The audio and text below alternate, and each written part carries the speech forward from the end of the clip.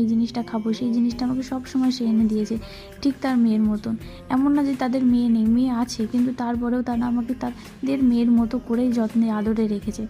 আর আমিও সবসময় চাই তাদেরকে যেন নিজের মা বাবার মতোই সম্মানটুকু আমি যেন দিতে পারি, সবসময় যেন তাদেরকে আমি সম্মান করে চলতে পারি।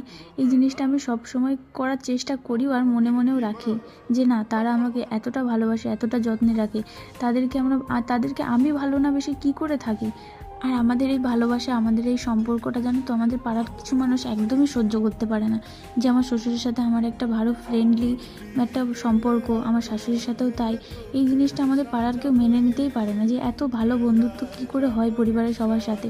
আমরা এক কথায় বলতে গেলে পরিবারের সবাই হয়তো সম্পর্কে শ্বশুর শাশুড়ি বৌমা এরকম, কিন্তু আমরা সবাই এক কথায় খুবই ফ্রেন্ডলি, সবাই খুব বন্ধুর মতো মিশি সবার সাথে। আসলে কেনই বা আমাদেরকে ভালো লাগবে? আমরা তো আর পাড়ার মধ্যে গিয়ে সমান নামে পাচা করতে পারি না যে এই নাইটিটা খুব ভালো, ওর চুলটা খুব ভালো, ও আজকে এটা করেনি, ও আজকে ওটা করেনি, ও কালকে ওটা করেছে। সেটা তো আমরা করতে পারি না, যার জন্য আমাদেরকে তারা সেই আর কি সহ্য করতেও পারে না। তো কী আর করার, তোমরা যদি সহ্য করতে নাই পারো, আমাদের তো আর কিছু করার নেই।